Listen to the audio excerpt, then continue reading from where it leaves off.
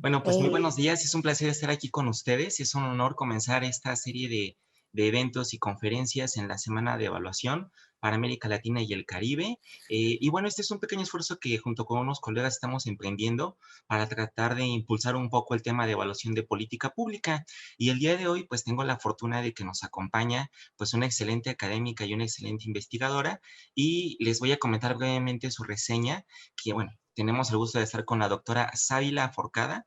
Y la doctora Sara Ávila es una economista ambiental con casi 2 décadas de experiencia en el ramo. Ha sido servidora pública en el Instituto Nacional de Ecología, en el Senado de la República y en la Secretaría de Medio Ambiente. Ha dado clases de economía ambiental y economía urbana en el ITAM, la UNAM, la Universidad Iberoamericana, la Universidad de Columbia en Nueva York, la Flaxo y la Universidad de Colorado Boulder, donde actualmente funge como profesora de Economía Ambiental y Estadística.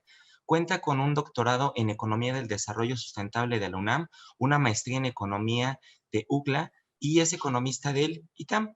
Entre los temas que la doctora Sara Ávila ha trabajado destacan conservación de la biodiversidad, diseño de impuesto al carbono, ecoetiquetado y certificación en mercados verdes, correlación entre emisores de CO2, crecimiento económico y globalización. En los últimos años, su investigación se ha concentrado en utilizar experimentos de la economía del comportamiento para incentivar un uso más eficiente de la energía. Tiene mucho interés en usar métodos novedosos de análisis y combinar conocimiento con otras disciplinas. Disfruta mucho de enseñar y desarrollar investigación con sus estudiantes. Me puedo atrever a decir que soy uno de ellos. Y solamente para recalcar un poco, hago mención de que ninguno de nosotros tiene conflicto de interés. Dejo con ustedes a la doctora Sara Ávila y es un placer estar aquí con ella. Muchísimas gracias. Hola, ¿qué tal? Sí, gracias, Javier. Bienvenidos a la semana de la evaluación. En esta sesión vamos a hablar de la economía conductual y este trabajo, en efecto, es un trabajo que hice con Javier como alumno de la Flaxo.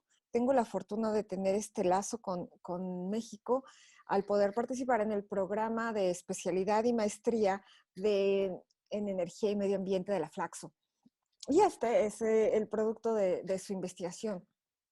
Yo les voy a contar como la introducción a la economía conductual. La economía conductual precisamente viene siendo uno de los pocos productos de las ciencias sociales que ha tenido un impacto que trasciende la esfera académica. Y este éxito se debe en parte a que los autores tienen muy buenas habilidades de comunicación. Estos libros son muy fáciles de leer, pero también por dos logros muy importantes. Uno es que se propone una alternativa a la teoría de la gente racional, una alternativa a la economía neoclásica que se ha construido desde los 50, 40 con von Neumann, Morgenstern, con base en la maximización de utilidades. Y por otro lado, apela a la toma de decisiones en esferas públicas y privadas, decisiones por todas partes, de tal modo que es súper aplicable y sirve sobre todo, en mi opinión, para la creación de políticas públicas. Las políticas públicas con un enfoque de economía conductual son muy persuasivas y apelan a un público diverso porque tienen mucha evidencia detrás. Ahora déjenme les comparto mi presentación. Vale. Entonces, hay oficinas o agentes dedicados a la economía conductual en diferentes países. El primer país que tuvo un equipo fue Reino Unido. También hay o hubo en Estados Unidos en la época de Obama, luego con Trump destruyó la oficina, pero ahorita Biden nuevamente ha contratado a algunos de esos expertos para hablar de diferentes temas. Eh, Países Bajos, Canadá, Irlanda, India, Brasil, Nueva Zelanda, eh, Canadá, varios países han utilizado o una oficina exprofesamente para eso, o políticas de economía del comportamiento. Pero también el Banco Mundial, la Organización Mundial de la Salud, las Naciones Unidas tienen equipos que han utilizado economía del comportamiento con diversos fines. El asunto es que no solamente los gobiernos o instituciones públicas han utilizado la economía conductual. Les cuento que un día muy caliente, ya ven que acá en Estados Unidos hace mucho calor, hace mucho frío, uno de esos días de verano, en California además, en el 2008 hubo una reunión donde se juntaron personas que seguramente ustedes han escuchado. Jeff Bezos estaba en esa reunión y era el 2008, así es que Amazon todavía no era tan rentable como hoy en el 2021, ni idea que iban a estar en esta situación. Sean Parker acababa de salir de Facebook y todavía no invertía en Spotify. Elon Musk estaba ahí sentado, Tesla estaba en crisis financiera, llevaba 3 veces en que trataba de producir un cohete que no había podido despegar. Larry Page de Google estaba enfrentando una demanda. Estaba Evan Williams. Él era ex empleado de Google y acababa de fundar una compañía llamada Twitter. Ese día, estos cuates y otros como ellos invirtieron 9 horas de su valioso tiempo escuchando a un economista hablar de la economía conductual. Era uno de estos economistas que acababa de ganar el premio Nobel, explicando cómo las personas toman decisiones. Y por supuesto que aplicaron ese conocimiento para darles a sus empresas una ventaja competitiva, ¿no? Sobre otras empresas, y luego utilizaron Big Data o inteligencia artificial para hacer un mejor uso de estos notches. Ahora voy a hacer un paréntesis para contarles qué son los notches. Es un concepto muy intuitivo y probablemente lo hayan escuchado, así es de que si ya lo escuchaste, ve por un cafecito, regresas en 5 minutitos. Desde mi punto de vista, el concepto nace en la cabeza de Daniel Kahneman, este judío que ahora trabaja en Princeton, o ya se retiró, bueno, acaba de sacar un libro hace un mes, una persona muy productiva, muy inteligente, y Daniel Kahneman distingue 2 familias de operaciones cognitivas en la mente humana, rápido y lento. El sistema 1 es intuitivo, piensa rápido, automático, emocional. El sistema 2 es el razonamiento despacio, calculador y deliberado. El sistema 2 se porta como los economistas asumen que las personas se comportan. Evalúan con toda la información cuál es la mejor alternativa para cada quien. Entonces, estos autores les dicen a los que usan el sistema 2 econs, como econs de economistas, y sistema 1 son los humans, los humanos, ¿no? Que tienen emociones. El sistema 2 es el sistema que utilizas cuando decides qué carrera vas a estudiar. Evalúas todas las alternativas, buscas toda la información, decides. El sistema 1, en cambio, pues es impulsivo. Los humans fuman, textean cuando van manejando, no se les olvida el cubrebocas, o comen demasiado, o dejan cosas importantes para el último minuto, y a veces sufren como resultado de estas decisiones. Pueden ser optimistas sin realismo y por esta razón pueden tomar decisiones peligrosas o desafortunadas. Pero muchas veces esta heurística trabaja bien y es suficiente. La heurística te diría, o sea, el sistema 1 te diría, ten cuidado con tu bolsa si estás en el Zócalo, en el Grito o en un lugar así con mucha gente, ¿no? Te diría, bueno, en este lugar no conviene presumir tu teléfono de 20,000 pesos. Te diría, mira, esta persona tiene ciertos rasgos y te da confianza y te acercas y eventualmente tienes un nuevo amigo. Y la heurística, el sistema 2, utiliza mucho la experiencia. Como resultado, puede cometer muchos errores. Aquí les voy a comentar 4 sesgos derivados de este tipo de sistema rápido, automático, emocional. El primero es el sesgo de confirmación, el sesgo del marco o framework, el descuento hiperbólico y el sesgo de exceso de confianza. El sesgo de confirmación es, no, papá, esa es una noticia falsa, le dice la hija. Pero ¿cómo va a ser falsa si dice justo lo que yo pienso?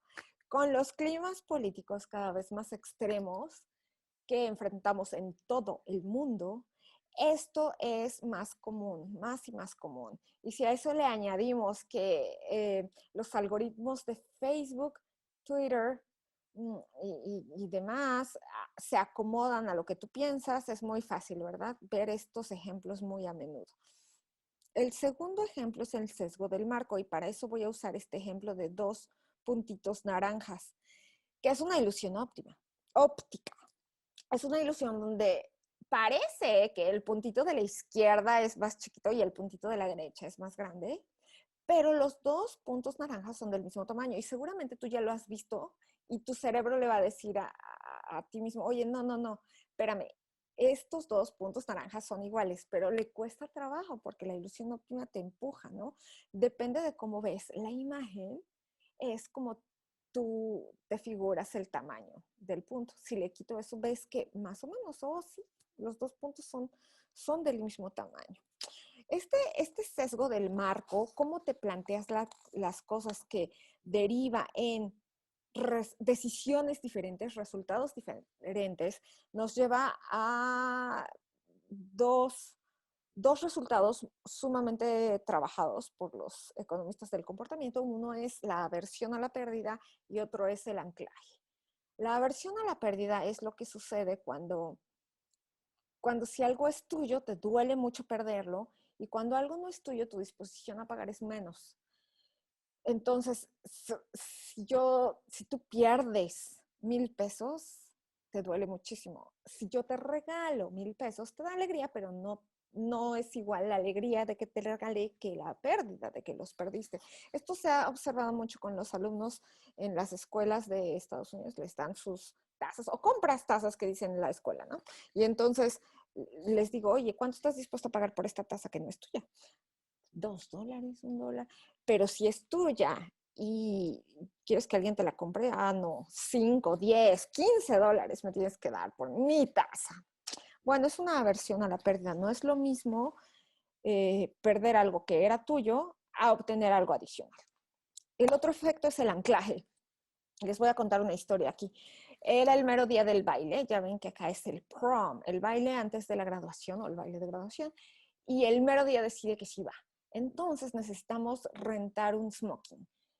Si tú buscas con tiempo, hay smokings desde $40 la renta, pero ya el mero día estaba yo hablando a lugares, oiga, bueno, aquí le rentamos uno en $200, híjole, otro eh, en otro lugar sí tienen, pero no sabemos. Bueno, vamos a ese lugar, llegamos, sí tienen smoking y me cobran $100 por el smoking. ¿Y qué creen? Pues me dio muchísimo gusto pagar $100. Y acababa de escuchar que en el otro lugar me cobraban 200. Pagar 100 me pareció muy bien a mí, ¿no? Pero todo dependía de que en otro lado me habían dicho, aquí le cobramos 200, ¿no? Entonces 100 se me hizo muy buena oferta. En, en una ocasión estábamos evaluando la disposición a pagar de las personas de tener una calle limpia. Y les podías preguntar, oiga, ¿cuánto está dispuesto usted a pagar porque la calle esté limpia? Que alguien la limpie o no sé, que estuviera limpia. ¿Cuánto vale para ti la calle limpia? Pues para mí con 10 pesos, 10 pesos al mes, 20 pesos al mes. Esa es una manera, pregunta abierta. Pero si preguntábamos, tipo subasta, a ver, ¿está usted dispuesto a pagar 50 pesos al mes porque su calle esté limpia? ¿Sí o no? No, pues que sí. Bueno, y 55, no, pues que sí. Y así iban subiendo. Pero si empezamos con, ¿está usted dispuesto a pagar 100 pesos al mes porque su calle esté limpia? No, pues que sí. 120, no, pues también. 150, no, ya no. Si empezábamos, en cambio, con 20 pesos al mes, ok, y subían hasta 30, quizá 40. En otras palabras, dependiendo del primer precio que tú le dabas a la gente, el precio más alto que estaban dispuestos a pagar por tener una calle limpia era más bajo o más alto. Este efecto se llama el efecto anclaje. También de la mano con eso hay un efecto que se llama el efecto del status quo. El efecto del status quo quiere decir que así como estamos, así nos quedamos, ¿no? Es más fácil seguir como vas con la inercia a cambiar. Otro sesgo es el sesgo del descuento, el descuento hiperbólico. Una manera de entender nuestras decisiones en el tiempo es usar un factor de descuento. No es lo mismo un tamal verde ahorita a las 7, bueno, ustedes tienen las 8:30 de la mañana, a 2 horas después, ¿no? Valen más 1,000 pesos en junio que en julio. Y así, eso es descontar. A veces descontamos demasiado. Preferimos la gratificación inmediata. Preferimos dormir que estudiar para el examen. Preferimos comer algo sabroso y grasoso que cuidar nuestro corazón. Como sociedad, probablemente prefiramos el crecimiento económico, el traslado rápido con combustibles fósiles que evitar el cambio climático. Pero eso no quiere decir que el examen no era súper importante para ti. Sí era muy importante, pero en ese momento lo descontaste porque preferías dormir. Que cuidar el corazón no es importante para ti. Sí es muy importante, pero en este momento no te importó. Que sobrevivir o que tus hijos sobrevivan es muy importante, pero en este momento no importa. Ahorita tengo que llegar a tiempo con mi coche, ¿no? Este es un descuento hiperbólico. Simplemente prefieres resolver la gratificación de ahorita a el futuro porque lo descuentas demasiado. Otro sesgo es el exceso de confianza. Es la tendencia de un concepto falso de nuestras habilidades, intelecto o talento. El principal efecto es que en las decisiones con incertidumbre nos solemos equivocar. Y quiero pensar que este sesgo se quita con la edad. Por el momento, mi hijo de 18 años está convencido que maneja muy bien y que no pasa nada y que nunca se va, ¿sabes? Ese tipo de efectos. Bueno, tradicionalmente los notches, o sea, la economía del comportamiento, elimina o reduce estos sesgos, estos empujoncitos, al obligar al sistema 1 a tomar mejores decisiones. Entonces es el sistema 2 diciéndole a tu sistema 1 que es mejor hacer esto o aquello. Los empujones, por definición, son sencillos, generalmente, baratos en su ejecución y dependen de las señales que activan el sistema automático. Baratos en su ejecución me refiero a que usa herramientas sencillas, por ejemplo, dar información, diseñar plataformas informáticas de este modo, de aquello, o ajustar el espacio físico de alguna manera. Ahora, el asunto es que yo digo, tomar mejores decisiones. ¿Tomar mejores decisiones para quién? Ajá. Para nosotros mismos puede ser. Por ejemplo, si tú quieres hacer ejercicio, una manera, un empujoncito podría ser dejar tu ropa lista junto a tu cama, así te levantas, te pones tu ropa y vas a correr, ¿no? Empujas, es un empujoncito. Lo que hace a veces mi hijo es que me da el celular si tiene una tarea muy difícil, muy demandante, y entonces yo cuido el celular y él se puede concentrar en hacer la tarea rápido. Otro ejemplo es, en Estados Unidos los niños comen su lunch en la cafetería, ¿no? Si pones las verduras adelante, el brócoli, la zanahoria, es más probable que lo escojan. Por otro lado, si pones el cupcake hasta adelante, pues sí, van a querer eso, por supuesto, ¿no? Ese es otro ejemplo. Sin embargo, también puede ser, y lo que a mí me gusta mucho es pensar en que pueden ser decisiones para el bien común. Por ejemplo, aumentar el ahorro para el retiro. Precisamente este equipo de Inglaterra, el equipo de Inglaterra que fue el primero que hizo economía del comportamiento a nivel federal, utilizó noches para aumentar el pago de impuestos, pero también para aumentar el porcentaje del ingreso que se dedicaba para el retiro. Ahorrar, pues, ahorrar, y siempre es mejor ahorrar, tanto para la persona como para el bien común. Promover la donación de órganos. En países donde tu licencia de conducir todos son donadores, pero puedes optar por no ser donador, hay muchos más donadores de órganos que al revés, quienes tienen que registrarse para ser donadores, ¿no? Otro ejemplo que me gusta mucho es la reducción del consumo de energía. Cuando tú te enteras que todos tus vecinos consumen menos energía que tú, te preocupas, pues, ¿qué estoy haciendo mal? Buscas maneras de ahorrar energía y podemos reducir de alguna manera el consumo de energía, ¿no? Estamos hablando de un 6, un 10%, un 2%, pero de a poquito en poquito podemos hacer grandes cambios. Otro ejemplo es empujoncitos que aumentan el uso del transporte público y reducen el uso del auto particular. Y el auto particular, ustedes saben que genera contaminación, congestión y pues básicamente mata gente, ¿no? Y cualquier cosa que reduzca el uso del auto particular definitivamente es bueno para el bien común. Pero antes de seguir tenemos que admitir que también podemos tomar mejores decisiones para otros. Los titanes cibernéticos, Amazon, Google, en fin, al plantearnos en la pantalla exactamente el producto que es complemento del libro que acabas de comprar, o cuando saben que te interesa comprarte una chamarra porque vas a un lugar frío, ¿no? Y cuando el otro día estaban diciendo un chiste de que cuando saben que te encantan comer los Doritos y luego te venden ropa de talla más grande porque saben que vas a engordar, no manches, saben todo de uno, ¿no? El chiste es de que con estos empujoncitos, pues también pueden estar usando tu sistema 1 para que te comportes de alguna o de otra manera. Sin embargo, los notches los empujoncitos de la economía del comportamiento, pues no van a hacerlo todo, tienen ciertas limitaciones. Y me importa mucho poner el énfasis en las limitaciones para darnos cuenta que ningún empujoncito resuelve todo el problema, ¿no? Comentaba del equipo de Reino Unido, de Inglaterra, de Reino Unido realmente. El Behavioral Insights Team fue el primer equipo a nivel federal que se organiza para generar cambios en el comportamiento, y ellos tenían que demostrar que había un ahorro para el erario público de este tipo de intervenciones, y les costó mucho trabajo encontrarlas, no fue a la primera. Sí tuvieron que buscar aquí, buscar allá, hasta que eventualmente se dieron cuenta que el tipo de cartas que se le mandan a los contribuyentes morosos funcionan. Y por cierto, en Colombia se trató de hacer lo mismo, y en efecto, algo muy parecido, pero en Colombia lo que más funcionaba era que una persona fuera a tu casa, lo cual es mucho más costoso que mandar una cartita o escribir un correo, ¿no? Otro ejemplo que mi cabeza todavía no logra entender es que todos nacemos con un nombre, desde que nacemos hasta que nos morimos, tenemos este nombre.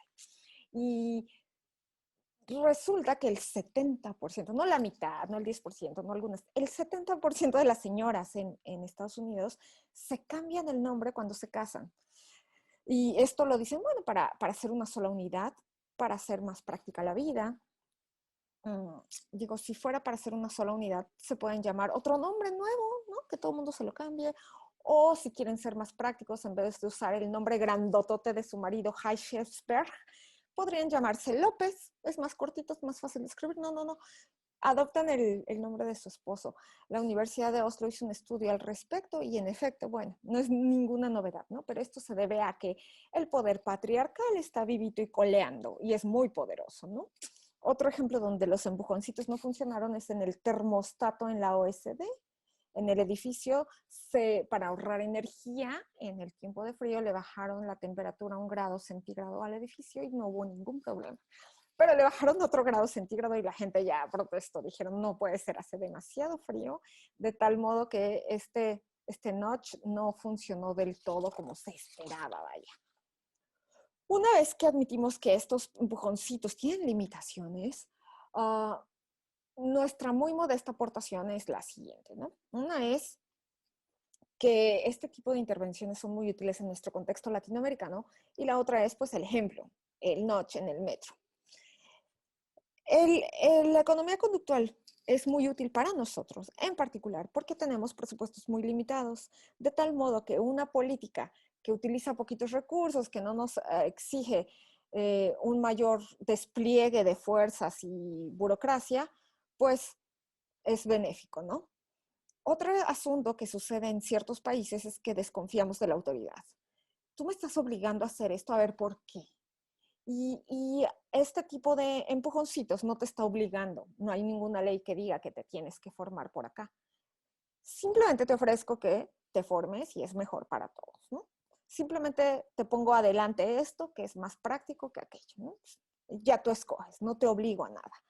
Por otro lado, ya tenemos algunos empujoncitos que van en la dirección contraria, ¿no? Tenemos algunas prácticas que facilitan el consumo de los refrescos a la comida, que facilitan la trampa y este tipo de cosas. Quizá esta es una hipótesis que no se ha probado, yo no la he probado, pero algunos sociólogos sugieren que los pueblos del sur global podrían tener más sensibilidad a la influencia comunitaria por el qué dirán o por la influencia de la comunidad. Entonces, si tus vecinos hacen algo, es más fácil que les copies en este contexto que en otro tipo de sociedades. No lo sé. Y finalmente, algo que sí lo sé es que nuestras ciudades están en crecimiento, de tal modo que unos empujoncitos que apliquen en lugares donde la población está llegando y está creciendo, pues van a resolver muchos problemas. Y las ciudades tienen que ser un lugar donde se resuelven problemas, no un lugar donde se hacen los problemas. Y este es el notch que nosotros estudiamos. Es un empujoncito que instaló la Universidad Nacional, la UNAM, en el metro de la Ciudad de México. consiste en flechas que te dicen dónde entrar y dónde salir. Primero, en frente de la puerta están las flechas de salida y los que están esperando entrar se ponen a los lados. Tan, tan, ¿no? En los lugares donde estas flechas están, se observa una disminución del tiempo de entrada y salida de los vagones. Por lo tanto, el tiempo de traslado es menor. Ese fue el primer resultado. El tiempo de traslado disminuye, en efecto la gente se forma y que fueran 7 segundos cada vez que se abre el metro en cada una de las puertas, en cada uno de los vagones, en cada uno de los trenes, en cada uno de los 5 millones de viajes, es muchísimo, muchísimo tiempo que se ahorra. Pero además encontramos otros beneficios inesperados. Hay un mayor sentimiento de civilidad, la gente se forma, hay más gestos de amabilidad espontáneos, hay más probabilidad de que se sigan reglas urbanas como tomar el lado derecho de la escalera, como guardar el lugar para los discapacitados, como ceder el lugar y este tipo de cosas. Estos resultados pues son inesperados y son bienvenidos, ¿no? Básicamente lo que nosotros queremos decir es que qué bueno por estos resultados. Obviamente, ninguno de estos resultados desplaza la necesidad de invertir en más infraestructura del metro, ni la necesidad de hacer una planeación urbana que le dé más facilidades al peatón sobre el automóvil o que permita mayor densidad en ciertas colonias o un uso de suelo mixto y un montón de cosas que los urbanistas sugieren para mejorar la vida en las ciudades y que muchas ciudades actualmente están haciendo. Uso de suelo mixto, convertir autopistas que antes eran el centro y el núcleo del objetivo del presupuesto, a destruirlas para que la gente pueda generar comunidades, pueda usar la bicicleta, pueda movilizarse de otro modo.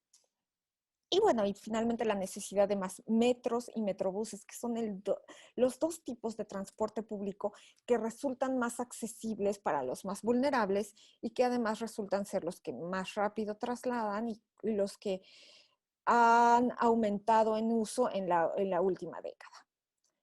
Y ahora los voy a dejar con Javier para que les platique mucho más de esta noche. Muchísimas gracias, doctora, por su excelente sesión. Doctora, ¿quiere que al final hagamos las preguntas como habíamos dicho? Porque acaban de hacer una pregunta. ¿Mejor al ratito? Como usted me Bueno, diga. si quieres, contestamos esa pregunta y ya Claro, seguimos. doctora. Mire, le acaban de hacer una pregunta, la verdad, muy buena, y dice así, la maestra Jim pregunta, ¿el notch tiene periodo de vida o depende de la estrategia? Creo que qué buena pregunta.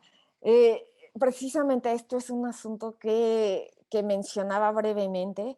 Los noches generalmente duran todo el tiempo que están siendo aplicados. Si bien hay un efecto posterior de algún tiempo, sí hay que seguir, sí hay que seguir dándole empujoncito para que el comportamiento se siga dando. Como los niños de la cafetería escolar, cuando les vuelves a poner los cupcakes enfrente y las zanahorias atrás, pues se comen los cupcakes. Igualmente en las flechas del metro, en algunos lugares persisten, pero en otros no. Si no hay flechitas, entran como quieren, ¿no? Y yo digo uy, qué mal, pero por otro lado, no es como algo que nos preocupe demasiado, porque los noches son muy económicos. Simplemente colocarlos de manera diferente y ya. Simplemente pinta tus flechitas y ya. Eh, o- Creo que esto de los comportamientos sí tenemos que verlo como una enfermedad crónica. Si quieres hacer ejercicio y te cuesta mucho trabajo, probablemente después de un rato ya desarrolles el hábito, pero entre que lo desarrolles y no lo desarrollas, pues sigue empujándote a ti mismo, ¿no? Poniendo tu ropa junto a tu cama cuando quieres hacer tu ejercicio, sigue empujándote a ti mismo, quitando el celular y dándoselo a tu madre para que puedas hacer tu tarea, pues síguelo haciendo porque depende de el hábito, se forma con mucho tiempo. Y respecto a que si tienen futuro o no, yo creo que todos necesitamos saber de estos fenómenos, de la existencia de los noches, la existencia de la economía del comportamiento. Porque si tú no lo haces, lo hacen por ti. Todas estas empresas que están tratando de venderte cosas, de tener tu tiempo, tu dinero, tu atención, las están usando contigo. Es mejor tener conciencia de lo que hay y pues tratar de utilizarlas para nuestro beneficio personal y para nuestro beneficio, para el beneficio social, ¿no? Y se puede caer en manipulación, pues precisamente de eso se trata. Bueno, esto empieza con el paternalismo libertario, esa es la idea. No te estoy obligando a nada, no te estoy manipulando a nada, simplemente te estoy ofreciendo esta posibilidad. No te estoy obligando a que te formes en el metro, ¿no? Puedes meterte, pero todos te van a buchear. O no te estoy obligando a que vayas a correr, ¿verdad? Pero es más fácil. No te estoy obligando a nada, a que compres mi producto Mac, es carísimo, pero fíjate qué bonito se siente tener uno, ¿no? No es que te obliguen, pero es que el sistema 2 que es racional, le está tratando de decir al sistema 1 que es irracional, oye, te conviene hacer esto. Aquí lo que yo les invito es a que utilicemos estas noches, estos empujoncitos para el bien nuestro y para el bien de la sociedad. El ejemplo que nosotros dimos en el metro, pues es para todos. El ejemplo que usamos en la energía, en el consumo de la energía, no va a resolver el consumo de combustibles fósiles, por ejemplo, pero sí permite que disminuyamos en un 6% nuestro consumo de energía, que sumado es un logro enorme, descomunal, con un costo prácticamente de cero, porque como quiera tú recibes un recibo electrónico o en papel y simplemente una información adicional, saber cuánta electricidad consume tus vecinos te hace pensar, híjole, quizás estoy consumiendo demasiada electricidad y apago la luz, ¿no? Este tipo de cosas. Perfecto, muchísimas gracias, doctora. Mire, otra preguntita. Ejemplo, cambio de horario, la población no lo acepta, pero sigue además. De Juan Fernando. Qué gusto de verlo, Juan.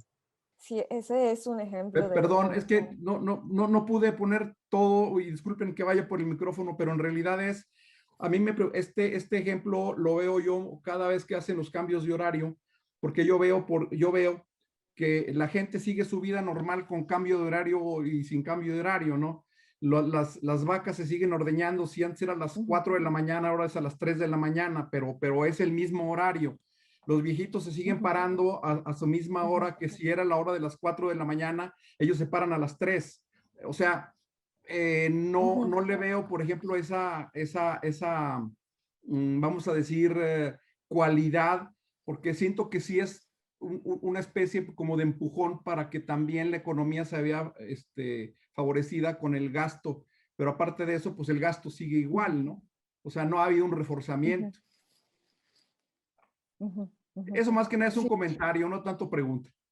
me permite ir a dejar al hijo, regresar y contestarte. Juan Fernando, muchas gracias por tu comentario. Entiendo la preocupación que hay detrás, pero el problema es que el horario de verano no califica como un notch, porque nos obliga, ¿no? Es obligatorio. Si no lo acatas, llegas tarde a todas partes. Entonces, nada más es eso.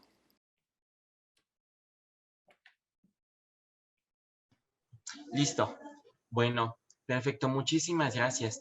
Bueno, miren, ahora para cerrar esta parte justamente de esta pequeña conferencia, lo que les puedo decir es lo siguiente.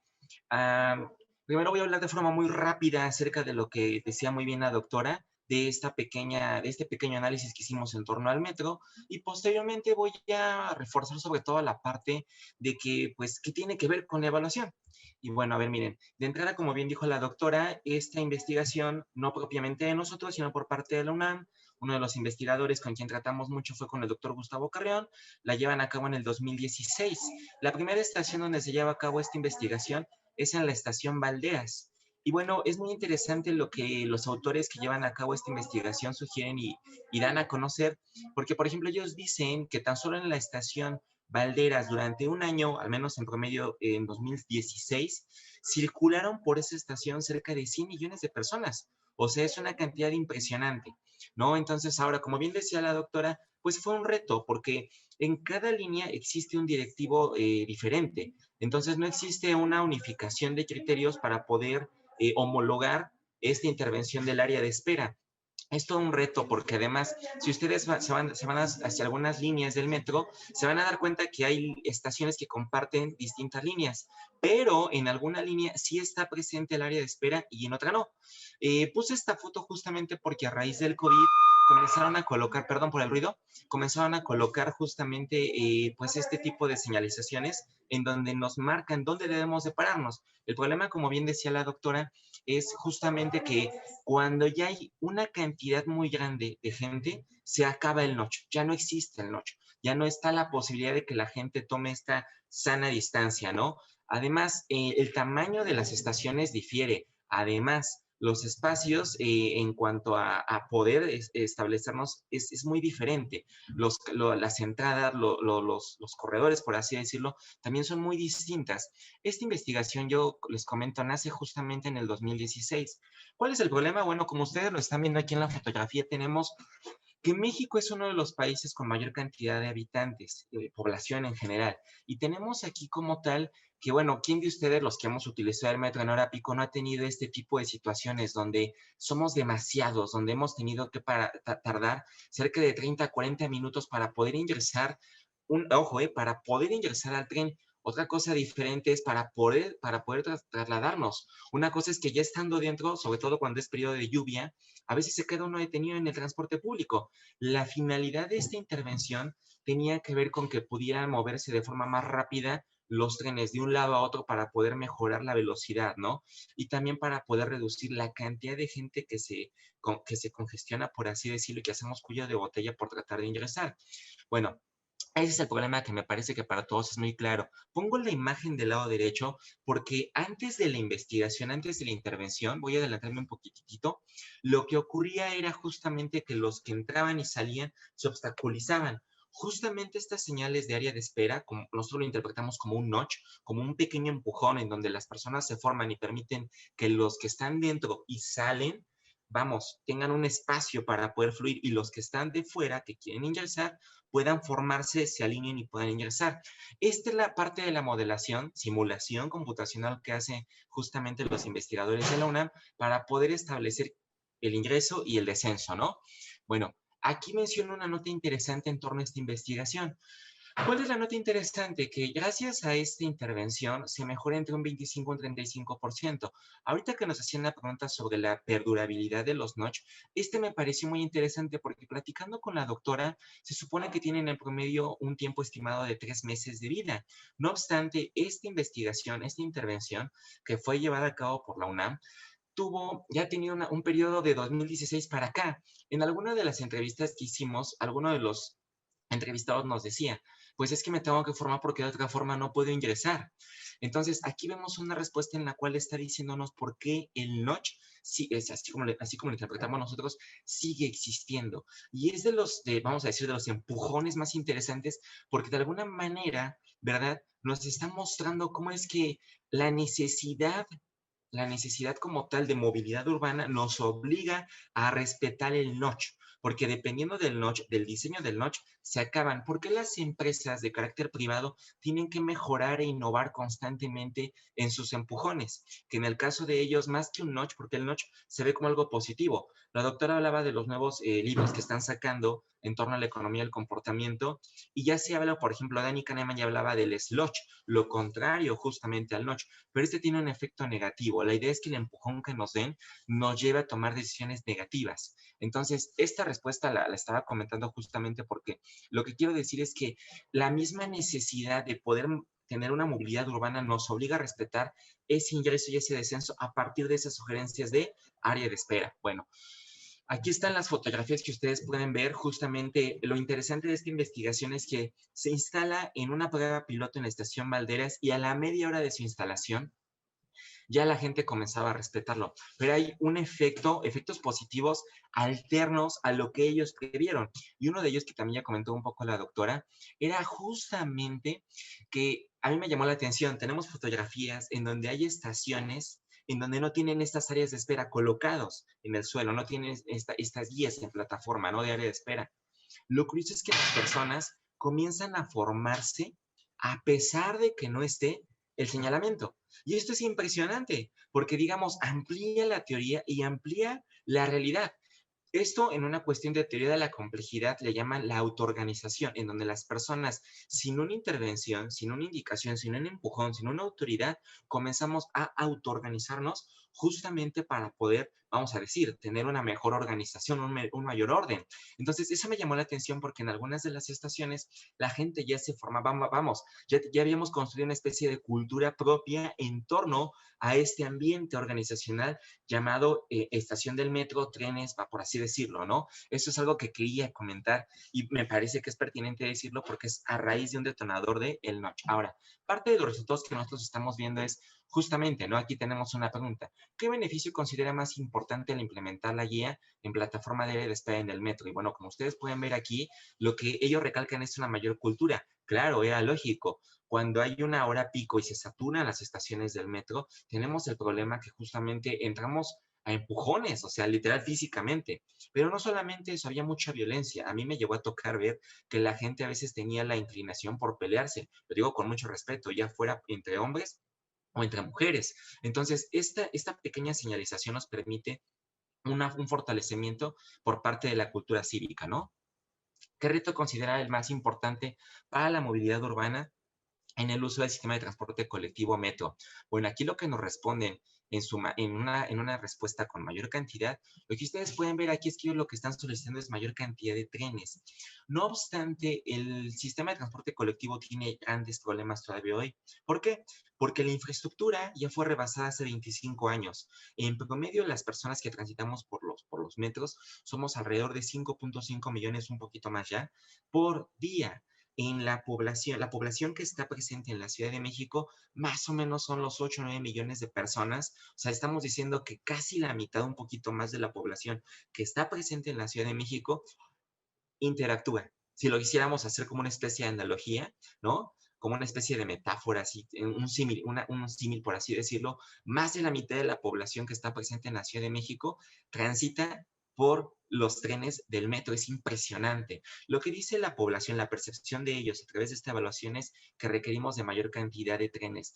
Yo no me atrevería a decir que la respuesta es nula, al contrario, me parece pertinente, pero me parece que hay que reforzar, no solamente son los trenes, necesitamos también volver a reajustar y acondicionar nuevamente las estructuras del metro, porque yo decía, los espacios son muy importantes, los espacios entre hombres, entre mujeres, entre el ascenso-descenso. La doctora Sara, cuando comenzamos esta investigación, me decía, lo ideal sería comenzar a analizar desde que una persona está por ingresar en una calle común y corriente al metro, está dentro del metro, transita dentro de los trenes, sale y nuevamente regresa a la calle, por así decirlo. Todo ese recorrido implica que tengamos que hacer no solamente intervenciones afuera para poder ingresar, sino también dentro de la estación del metro, como ella me decía, para hacer más placentero el viaje. Y no solamente dentro del metro, dentro de los trenes, me refiero, sino también dentro de los corredores. Esto es muy importante. Hay una serie de empujones positivos. Ella mencionaba hace ratito, ¿no? Mencionaba la doctora. Hay algunos corredores en donde ya es costumbre, es cultura, que quien transita del lado derecho va un poco más lento, quien transita del lado izquierdo va mucho más rápido. Quizás podríamos fortalecer, ahí sí sería una coordinación por parte del gobierno, si comenzáramos a colocar este tipo de señalamientos, ¿no? En una escalera eléctrica, si ustedes transitan por la línea justamente naranja, Rosario Barranca del Muerto, la mayor parte de la gente que viene ya por la tarde viene muy cansada. Y lo que hace es que cuando vamos por la escalera eléctrica del lado derecho, vamos así descansando. Los que van del lado izquierdo van subiendo de manera rápida, aprovechan la escalera eléctrica y salen mucho más rápido. Quizás un señalamiento marcando de un lado rápido y del otro lado lento podría favorecer. Y también para meter otro tipo de variables. En alguna ocasión, comentando con la doctora Sara, mencionábamos que podemos dar empujones positivos para utilizar ya no las escaleras eléctricas, sino las normales. Colocar la cantidad de calorías que nosotros quemaríamos si utilizáramos las escaleras normales, ¿no? Vamos, aprovechando el ejercicio, yo mencionaba esta línea, que es la naranja, que tiene escaleras en 4 niveles. Híjole, caray, subir esos 4 niveles ya representa más de 400 calorías de quema y también nos daría un poco más de ejercicio, ¿no? Me parece muy pertinente integrar a este tipo de diseños la variable del comportamiento humano, porque el comportamiento humano es lo que nos favorece justamente para tener una mejor coordinación de uno con otro y sobre todo poder tener una mejor cooperación, que es lo que la mayoría buscamos, una cooperación más óptima, más correcta. Y bueno, esta es otra de las preguntas que nosotros encontramos. Aquí yo les puedo mencionar la tercera que me pareció fundamental. ¿Considera que ha sido benéfica la implementación de las guías en plataforma área de espera en el metro? Pues la mayor parte respondió que sí. Mencionaron que sí, evidentemente, pero necesitamos renovar, necesitamos reinventarnos. ¿Por qué? Justamente porque ya es sabido que cada año hay mucho más personas, por así decirlo, que transitamos tanto del Estado de México a otros estados hacia la Ciudad de México y viceversa. Y el metro sigue siendo una de las mejores alternativas para tener una movilidad urbana eficiente, eficaz y hasta cierto punto óptima en términos de poder tener un viaje tranquilo, por así decirlo, ¿no? No sin mencionar las horas pico, evidentemente. Ahora, ¿qué es lo que yo querría mencionar como parte del cierre de esta conferencia, ¿no? Que nuevamente ya es con su asistencia y la excelente exposición de la doctora Sara. Miren, cuanto hay muy rápidamente de la investigación del metro por parte de los investigadores de la UNAM, no les restó valor, al contrario, es un tremendo impacto lo que ellos hicieron porque hicieron una simulación computacional jugando con variables, analizando las variables técnicas, la velocidad de los trenes, la cantidad de personas que podían habitar esos espacios de los trenes, en fin, les llevó bastantes años poder hacerlo y ellos me decían en su momento, en América Latina no existe otro diseño, ¿no? Cerca de 25 años llevó este esfuerzo. ¿Qué les puedo comentar acerca de esta investigación y en torno a la semana de evaluación, ¿no? Que es muy importante relacionarlo. A ver, miren, ojo, la evaluación que ellos hacen previo a esta intervención del metro es ex ante, por así decirlo, es antes de que se lleve a cabo, antes de que se implemente, y requiere de un diagnóstico, un análisis de fortalezas, debilidades en torno a la infraestructura del metro. Ellos hicieron el cálculo de cuántas estaciones, cuántas personas, cuál es el promedio, ¿no? Por así decirlo, de personas que transitan dentro pues sí, de los trenes. Pero a ver, ¿qué es lo interesante de esto que estoy mencionando yo? A ver, fue un análisis de evaluación previo. ¿Qué recomendaríamos nosotros? Ahora uno ex post, es decir, uno posterior a esta implementación de las áreas de espera, específicamente, se requiere por parte del gobierno que comiencen a hacer una evaluación de la percepción. Esta evaluación que nosotros presentamos fue elaborada por la doctora Sara y por un servidor. Nosotros llevamos a cabo esta investigación, esta pequeña percepción. Pero ojo, pues es un pequeño esfuerzo, si es muy pequeño lo que nosotros estamos haciendo en torno justamente, pues, a esta especie de reanálisis, por así decirlo, de lo que se hizo en el metro. ¿Qué es lo que les quiero decir? Hay tres tipos de evaluaciones. Previo a elaborar un diagnóstico. Segundo, cuando estamos llevando una implementación y estamos evaluando en tiempo real lo que estamos haciendo como intervención estatal. Y tercero, ¿qué es lo que la mayor parte de los gobiernos de México hacemos? Una vez que planeamos, una vez que implementamos nosotros, lo que nosotros comenzamos a hacer justamente es evaluar a partir del cumplimiento de metas o a partir de la percepción ciudadana, que es lo que yo recomendaría para una intervención de este tipo, las tres. Las tres justamente. Ahora, sería sobre todo benéfico comenzar a incluir la evaluación de alto impacto. ¿Por qué? Porque la evaluación de alto impacto nos permite analizar justamente estos cambios trascendentales que se dan en la población. Yo sí me atrevería a decir que justamente este tipo de intervención tiene este carácter. ¿Por qué? Porque justamente tuvo un beneficio palpable y tenemos una perdurabilidad en el tiempo. De hecho, este tipo de intervenciones refuerza el análisis conductual de la economía del comportamiento y aporta este amplio margen de los 3 meses que nosotros dábamos o dan los investigadores que se dedican a este tema en promedio para una cuestión de noche, de empujón. Pues esta intervención tiene ya de 2016 para acá y no la dejamos de utilizar. Evidentemente se tiene que reforzar, como ya decíamos. ¿Por qué? Pues porque las horas pico vienen a devastarlo, ¿no? O incluso comportamientos de personas que quizás no respetan necesariamente esta intervención. Pues porque es sabido que hay quien como dijo la doctora, es opcional, yo me formo si quiero, pero hay quien, si no se quiere formar, ¿cómo hacemos para poder hacer que la persona se forme sin necesidad de obligarla? Porque cuando entra una obligatoriedad, se acaba el notch. El notch no tiene esta parte de regulación normativa, esta parte de ley. Una vez que lo tiene, se acaba. Y bueno, aquí tenemos algunos de los resultados ya finales en cuanto a objetivos. Entonces, para concluir esta pequeña conferencia, lo que yo les puedo decir a grandes rasgos justamente es que me parece pertinente que en temas tan problemáticos, torales, como es el caso de la movilidad urbana, esfuerzos tan pequeños, me refiero no por el esfuerzo analítico que se hizo de los investigadores, sino que ya de manera concreta, cuando uno ya lo tiene de forma palpable, es un esfuerzo pequeñito, el formarse, ¿no? Y permitir que el otro salga. Es algo que a nadie se le ocurrió en los últimos 25 años, sí a los investigadores de la UNAM, ¿no? Y que ahora podríamos nosotros fortalecer a partir del análisis del comportamiento humano entre personas, ¿no? Porque repito, cuando se hace esta investigación, es evidente que ellos lo hacen de forma técnica, bajo el análisis de ingeniería, sistemas computacionales. Dejaron de lado la parte del comportamiento humano. Si agregamos ambos análisis, tanto el de ingeniería computacional como el del comportamiento humano, y además empezamos a utilizar este tipo de herramientas novedosas, me parece que podremos fortalecer de manera impresionante el análisis de política pública. Bueno, yo agradezco de antemano a los que están presentes, es un placer poder estar aquí con ustedes. No sé si tienen alguna otra duda, comentario respecto a lo que nosotros acabamos de mencionar. Muchísimas gracias por su atención. Bueno, a ver.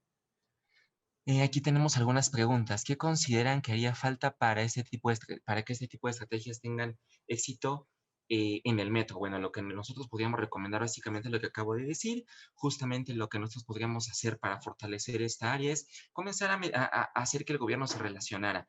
¿Por qué? Porque esta estrategia es exitosa, pero necesitamos justamente que el gobierno comience a fortalecer esta área de análisis, justamente aprovechando la percepción ciudadana, que somos el usuario final. Necesitamos hacer análisis de datos, porque esto también me faltó decirlo.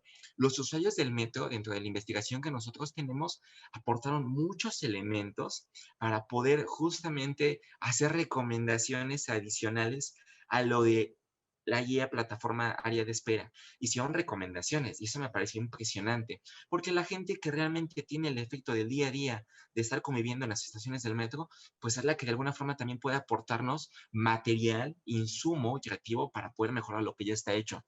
La pregunta de Juan, ¿podría diseñarse algún tipo de reforzamiento para dar más operatividad instrumental a los notch? Sí, es muy interesante lo que usted pregunta porque algo que no hicimos nosotros y que también podríamos hacer es comenzar dos cosas importantes. No solamente es a los usuarios, también a los operadores de precisamente de los trenes. Ellos también nos pueden aportar muchos de los elementos que nosotros no fortalecimos dentro de la encuesta que nosotros llevamos a cabo. Y dos, para poder responder esta parte, ¿cómo podemos fortalecer? Fíjense que yo les recomiendo mucho que analicen lo que es el efecto priming. El efecto priming, así se llama, es algo que se estudia en economía del comportamiento. Rapidísimo, cuento un ejemplo maravilloso que a mí siempre me encanta mencionar. En algún momento en alguna universidad colocaron un servicio de cafetería y resulta que este servicio de cafetería, justamente para no pagarle a un cajero o cajera que estuviera ahí presente, tenía como la modalidad de que era una caja de honestidad. Usted llegaba, se servía un café y depositaba lo que usted consumía. Si era un café solo, bueno, depositaba el costo del café. Si usted le agregaba leche, en teoría, como estábamos partiendo de que todos seamos honestos, agregaba la diferencia de lo que usted había tomado de leche. El problema es que no había quien vigilar. El problema es que no había una persona que estuviera cerciorándose de que las personas cumplieran con esa honestidad. Y entonces variaba el pago promedio por semana. ¿Qué hacen? Bueno, lo que hacen algunos investigadores es que detrás del servicio de cafetería colocan imágenes de flores durante una semana. Y durante esa semana las personas se comportaban de la manera casi normal a las demás semanas antes del cartel. A la siguiente semana de colocar las imágenes de flores, se les ocurre colocar justamente pues un cartel, pero con unos ojos grandes que parecía que observaba.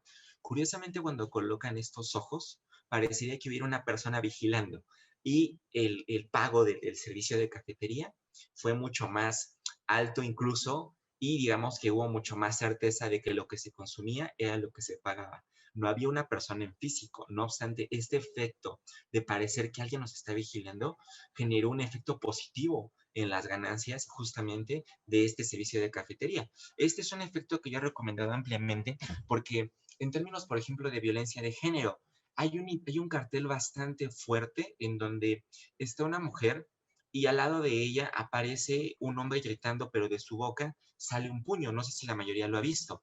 Bueno, cuando uno lo asocia a nosotros, digamos, es un tipo de violencia más que física, psicológica, pero parecería que estamos agrediendo a una mujer bajo ese esquema a través de las palabras. Es una especie de efecto priming. ¿Por qué? Porque de alguna manera aquel hombre que no se quiera ver de esa manera, agrediendo a una mujer gritándole, pues lo evita. Y es un efecto priming, si es que nosotros lo interiorizamos. Esa es una característica del efecto priming. Una vez que lo interiorizamos, tenemos la tendencia a comportarnos o no comportarnos de determinada manera. Esto va muy ligado al violentómetro que generó el Politécnico, no sé si lo recuerdan, que va como por escalas, desde bromas hirientes, chantajes, ¿no? Prohibiciones, burlas, ¿no? Etcétera, pellizcos, bueno. Ese es otro tipo de efecto priming. La recomendación que yo diría justamente para responder a lo que dice Juan, ¿no? Que me parece muy atinado, ¿cómo reforzamos ahora? Bueno, me parecería muy interesante que al interior de los trenes del metro colocáramos carteles justamente que nos permitan hablar de los beneficios de respetar este tipo de señalamientos como las áreas de espera, pero también otro tipo de conductas a mejorar, ¿no? Como el favorecer el que el otro, por ejemplo, pueda salir del metro, del tren, por así decirlo. Es otro elemento que también aportó la investigación. Dentro de los trenes, ¿quién de ustedes no ha tenido esta práctica que es de autoorganización? Cuando ya va a bajar en la siguiente estación, ¿quién de ustedes quizás le ha pasado que le dice al otro, oye, bajas en la que sigue? Y el otro dice, no, y se hace a un lado. No hay ninguna autoridad, es una autoorganización entre personas. Y eso es algo que lo hicimos nosotros dentro de la práctica cotidiana y se ha hecho una práctica social, que cuando ya vamos a bajar nos acercamos, oye, bajas en la siguiente, eso es algo bien interesante y pertenece propiamente a la teoría de la complejidad, a la modalidad de autoorganización. Y bueno, aquí nos hacen un interesante comentario. Bueno, Gonzalo López, que es de Chile, nos dice, en el metro de acá, en algunas estaciones hicieron algo similar, pero resultó todo lo contrario. Ah, caray, vaya. En vez de demarcar una zona de espera, se marcó la zona de salida del metro, lo que finalmente provoca que las personas se aglomeren en las puertas y obstruyan a las personas que salen.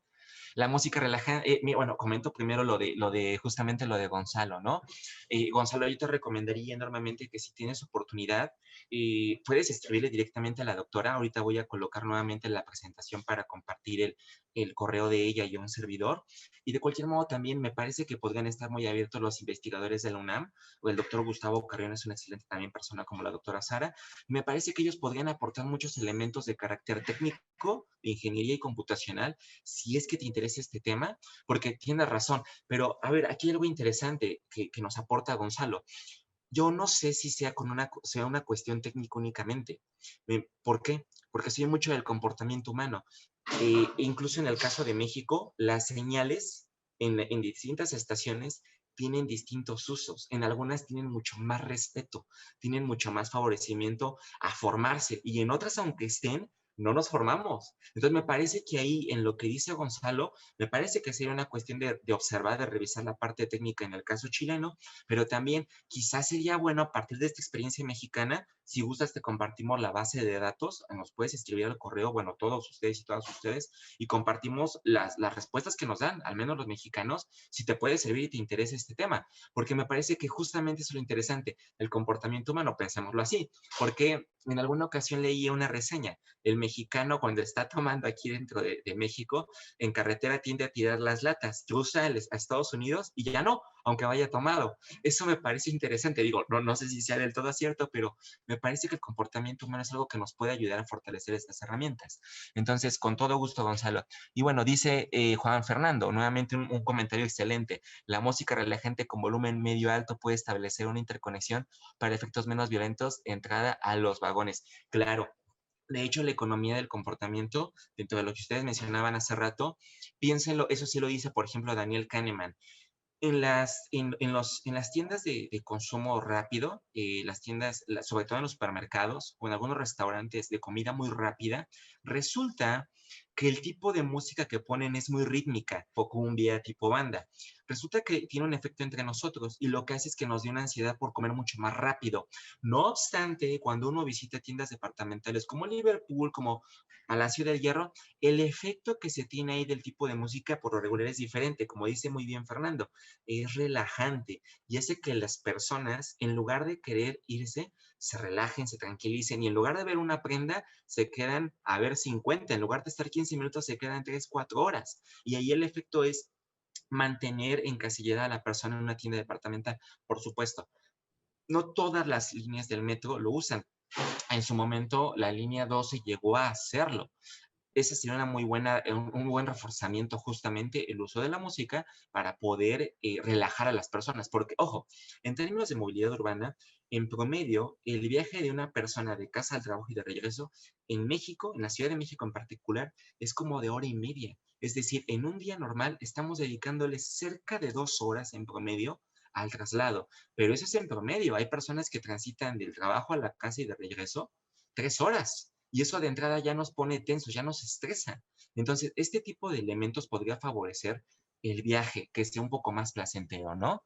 Bueno, aquí dicen, no, bueno, nos dice aquí la Secretaría del Sistema de Asistencia Social, Blanca Martínez, perdóneme, excelente trabajo, felicidades, gracias por compartir, gracias a ustedes por estar con nosotros, y pues nuevamente, gracias a ti, Juan Fernández, un placer estar aquí con ustedes, gracias por acompañarme siempre, y pues bueno, yo espero de verdad que haya sido muy, muy benéfico para la mayoría este tipo de investigaciones. Comparto nuevamente los correos justamente de la doctora y de un servidor, para quien tenga acá interés pues de tener los materiales, pues pueda acceder a ellos. Aquí dejo ya para cerrar estos comentarios, pues el correo de la doctora Sara, aquí, bueno, de la Universidad de Colorado, y aquí de un servidor, tienen mi personal. Y bueno, pues ha sido un placer estar aquí con ustedes.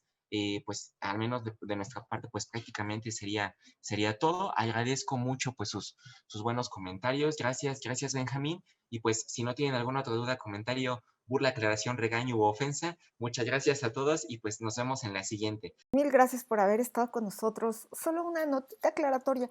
El viaje promedio, según la encuesta Origen Destino del 2017, para ir al trabajo es de 63 minutos en la zona metropolitana del Valle de México. La cosa es de que este dato tiene una varianza muy grande.